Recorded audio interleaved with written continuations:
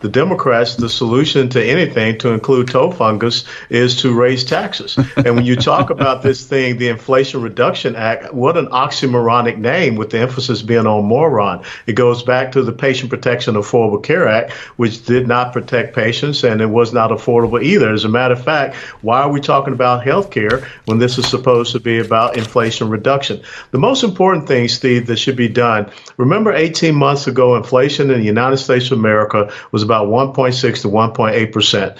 Just look at all the things that the Democrats have done. If you want to reduce inflation, then reverse all of the absolutely abjectly insane policies, economic policies of this Biden administration over the last 18 months, to include the war on the fossil fuels that they are continuing with this piece of legislation.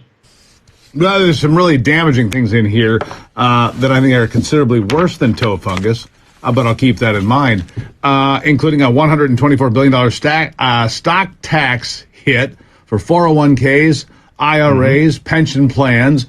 If you want to sell off your stock in one particular company and the company itself wants to buy it back, they're going to hit you with extra taxes. That's unbelievable. What do you make of that?